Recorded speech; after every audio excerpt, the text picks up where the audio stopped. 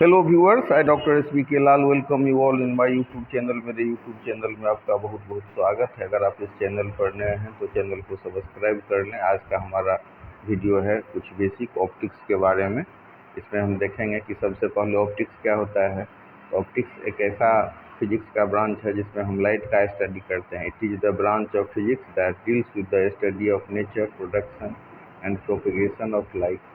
It has two branches, ray optics and wave optics. तो optics physics का ऐसा branch है जिसमें हम स्टडी करते हैं लाइट के नेचर का, प्रोडक्शन का और प्रोपेगेशन का।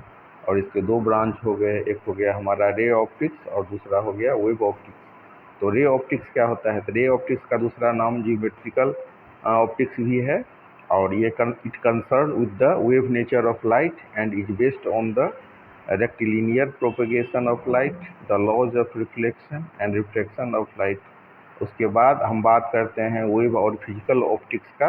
It concern itself with the wave nature of light and is based on the phenomenon like interference, diffraction and polarisation of light. तो मोटा मोटी समझ लीजिए कि जो रे ऑप्टिक्स है अर्थात जियोमेट्रिकल ऑप्टिक्स है, तो उसमें हम पढ़ते हैं rectilinear propagation of light, laws of reflection, refraction. और अगर हम बात करें वेव और फिजिकल ऑप्टिक्स का, तो इसमें हम पढ़ते हैं इंटरफेरेंस, डिफ्रैक्शन और पोलराइजेशन। अब हम इसमें पढ़ेंगे रिफ्लेक्शन। तो रिफ्लेक्शन ऑफ लाइट क्या होता है कि रिफ्लेक्शन ऑफ लाइट होता है किसी रिफ्लेक्टिंग सरफेस से लाइट का वापस आ जाना। When a beam of light travelling in one medium falls on the surface of A second medium, a part of the incident light is turned back into the first medium। This phenomenon is called reflection of light. अगर simple way में समझना चाह रहे हैं तो ऐसे समझिए कि लाइट माने प्रकाश के किरण का किसी परावर्तक सतह से वापस लौट जाना, लाइट रे ऑफ लाइट का रिटर्न हो जाना। कहाँ से? तो रिफ्लेक्टिंग सरफेस से। तो returning of light ray from the reflecting surface is known as the reflection of light.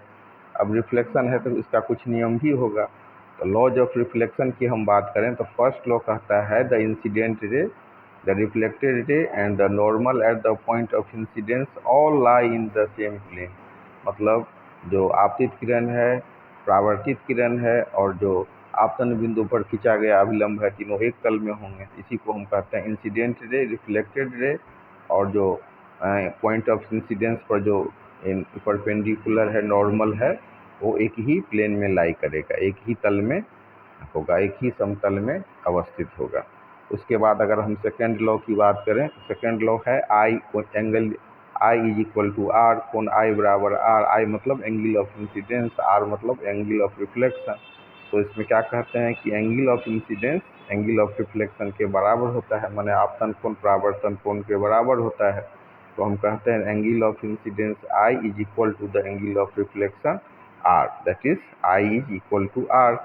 अब हम चर्चा कर रहे हैं स्फेरिकल मिरर का। It is the mirror which reflecting surface forms part of a hollow sphere। spherical mirror are of two types, concave mirror and convex mirror। तो spherical mirror क्या होता है? ऐसा मिरर जिसका रिफ्लेक्टिंग सरफेस जो एक hello sphere का एक पार्ट होता है। ये दो तरह के हो गए, एक हो गया कनकेव मिरर, दूसरा हो गया कन्वेक्स। अगर हम कनकेव की बात करें तो इसका रिफ्लेक्टिंग सरफेस अंदर की तरफ से होता है, इनर पार्ट होता है। और अगर हम कन्वेक्स की बात करें तो इसका जो रिफ्लेक्टिंग सरफेस होता है वो बाहर की तरफ से होता है। तो कनकेव मिरर को हम क्या कहेंगे? In which the reflection of light takes place from the inner hollow surface. और अगर हम इसमें कहेंगे तो इसका हो जाएगा आउटर सरफेस हो जाएगा। अब कुछ इसमें टर्म सब है, जैसे मतलब pole, centre of curvature, radius of curvature, principal axis, linear aperture. तो इसको समझते हैं। तो जैसे पोल हो गया, तब जो हमारा मिरर है उसका जो मिडिल पॉइंट होता है वो पोल होता है। Pole it is the middle point P of the spherical mirror. उसके बाद हम बात करते हैं सेंटर ऑफ कर्वेचर का। तो सेंटर ऑफ कर्वेचर क्या होता है? ये जो हमारा स्फेरिकल मिरर होता है किसी होलो स्फेयर का पार्ट होता है। तो होलो स्फेयर का जो ये पार्ट होता है, तो इसी जिस होलो स्फेयर का पार्ट होता है उसी के रेडियस को हम रेडियस ऑफ कर्वेचर कहते हैं। फिर सेंटर ऑफ द कर्वेचर, तो ये जो हमारा मिरर है वो कन्वेक्स कॉन्केव दोनों में से जो भी हो, तो किसी खोखले गोले का एक भाग होता है, होलो स्फीयर का एक पार्ट होता है, तो उसके सेंटर को हम सेंटर ऑफ कर्वेचर कहते हैं। प्रिंसिपल एक्सिस की बात करें तो पीसी जो होगा पोल और सेंटर ऑफ कर्वेचर से जो लाइन पास करता है वो होता है प्रिंसिपल एक्सिस। और लीनियर एपरेचर की बात करें तो it is denoted by the circular boundary of the spherical mirror। और एंगुलर एपरेटर की बात करें, सेपरेटर की बात करें, एंगुलर एपरेचर की तो it is angle subtended by the boundary of the spherical mirror at its center of the curvature। और प्रिंसिपल फोकस क्या होता है, ए narrow beam of light parallel to the principal axis either actually converges to or appears to diverge from point F on the principal axis after reflection from the spherical mirror। तो मतलब किसी point पर वो अगर reflection के बाद दर्पण पर जो कोई मतलब मिरर पर जो कोई रे इंसिडेंट होता है तो रिफ्लेक्शन के बाद जिस पॉइंट पर मिले या मिलता हुआ प्रतीत हो तो वही होता है प्रिंसिपल फोकस। अब हम बात कर रहे हैं फोकल लेंथ का, तो it is the distance F बराबर P F between the focus and pole of the mirror. तो पोल और फोकस के बीच की दूरी को हम क्या कहते हैं, फोकल लेंथ कहते हैं। और फोकल प्लेन एक शब्द है, फोकल प्लेन क्या होता है, the vertical plane passing through the principal focus and perpendicular to the principal axis is called focal plane. इस तरह से हम इसको करते हैं। अब इसमें कुछ आपको साइन कन्वेंशन भी होगा। All the diagram are drawn with the incident light travelling from left to right. उसके बाद हम देख सकते हैं कि बायां जितना भी लाइट होता है इंसिडेंट रे का, हम मानते हैं कि लेफ्ट से राइट जा रहा है। All distances are measured from the pole of the mirror. Pole of the mirror से उसको हम नापते हैं। All distances measured in the direction of the incident light are taken to be positive। all distances measured in the opposite direction of incident light are taken to be negative।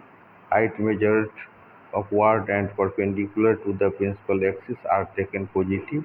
height measured downwards and perpendicular to the principal axis are taken negative। तो इस तरह से हम इसको समझ सकते हैं। अब according to the sign convention the focal length of and radius of curvature are negative for a concave mirror and positive for a convex mirror. तो ये रेडियस ऑफ कर्वेचर जो आर होगा वो नेगेटिव होगा किसके लिए, तो कनकेव मिरर के लिए, और पॉजिटिव होगा कन्वेक्स मिरर के लिए। अब इसमें कुछ रिलेशन सब है, जैसे मतलब एफ बराबर आर बाई टू, मतलब फोकल लेंथ जो हो गया रेडियस का आधा होगा, इसको हम प्रूव करेंगे।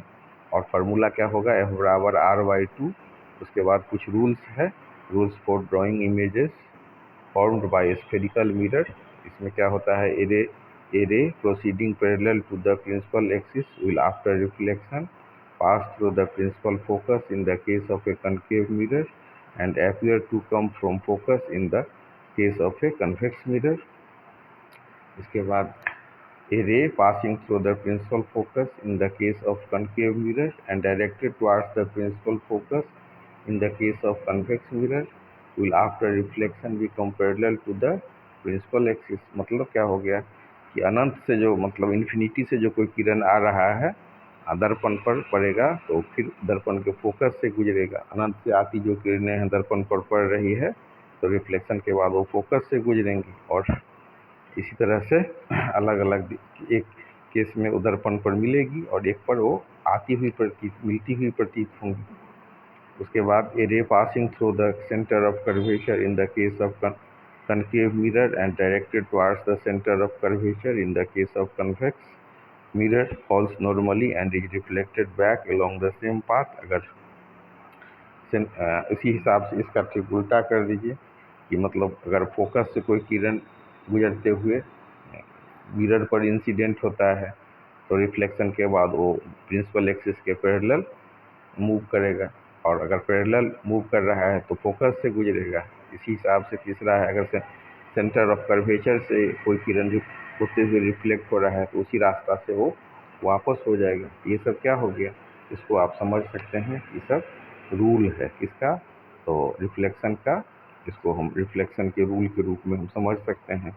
और तो मेन चीज़ जो हो गया कि आपको फोकस को समझना है, पोल को समझना है, फोकल लेंथ को समझना है, रेडियस ऑफ कर्वेचर को समझना है, और फिर इमेज सब कैसे इसमें फॉर्मेशन होता है कनकेव मिरर में और कन्वेक्स मिरर में, इसको वो भी समझना है। तो image formation by spherical mirror, इसका रूल हो गया। तो पहला क्या हो गया, whenever a ray of light is incident on the mirror parallel to the principal axis it passes through the principal focus. Rule second क्या हो गया कि a ray of light which passes through the principal focus towards the spherical mirror after reflection is reflected parallel to the principal axis। और rule तीसरा क्या हो गया कि a ray of light which passes through the center of curvature of a spherical mirror after reflection increases the same path, retraces the same path and that is goes back along the same path। मतलब अगर centre of curvature से होते हुए अगर कोई किरण इस पर incident हो रहा है मिरर पर, तो उसी रास्ते से वो लौट जाएगा। और चौथा नियम है a ray of light which is incident towards the pole of the spherical mirror obliquely to the principal axis is reflected obliquely. अगर पी पर ऑब्लिकली रिफ्लेक्ट इंसिडेंट हो रहा है तो रिफ्लेक्ट भी करेगा ऑब्लिकली ही। ये 4 गो महत्वपूर्ण रूल हो गया। अब इसके बाद हम देख सकते हैं कि अलग अलग जगह पर, जैसे मतलब image formation by concave mirror, तो ऑब्जेक्ट अगर इन्फिनिटी हो तो इमेज बनेगा फोकस पर। ऑब्जेक्ट अगर बियॉन्ड सेंटर ऑफ कर्वेचर हो तो इमेज बनेगा फोकस और सेंटर ऑफ कर्वेचर के बीच में। ऑब्जेक्ट अगर सेंटर ऑफ कर्वेचर पर हो तो इमेज बनेगा सी पर। ऑब्जेक्ट सी और एफ के बीच में हो तो बियॉन्ड सी बनेगा इन्वर्टेड रियल, इनलार्ज बनेगा। तो ये सब अलग अलग कंडीशन है। ऑब्जेक्ट अगर फोकस पर हो तो इमेज बनेगा इन्फिनिटी पर। तो इसी हिसाब से ऑब्जेक्ट पी और एफ के बीच में हो, यानी कि पोल और फोकस के बीच में हो, तो इमेज बनेगा बिहाइंड मिरर। इमेज कैसा होगा, तो वर्चुअल, इरेक्ट, इनलार्ज होगा। अब इसमें अलग एक चार्ट के माध्यम से भी इसको हम समझ सकते हैं। तो सब इसमें इसी बेसिक सब का हमने चर्चा किया कि पोल क्या है, रेडियस ऑफ कर्वेचर क्या है, सेंटर ऑफ कर्वेचर क्या है, और F=R/2 क्या होता है, डायग्राम कैसे बनाते हैं। तो आज के वीडियो में हम इन्हीं चीज़ों के बारे में चर्चा किए, और बहुत संक्षेप में भी आप समझ सकते हैं कि ऑब्जेक्ट का लोकेशन अगर इन्फिनिटी है तो इमेज बनेगा फोकस पर, बियॉन्ड सी है तो between C and F, at C तो बनेगा सी पर, बिटवीन सी एंड एफ तो बियॉन्ड सी बनेगा, और अगर एफ पर है तो इमेज बनेगा इन्फिनिटी पर, और अगर एफ और पी के बीच में है तो बिहाइंड द मिरर इमेज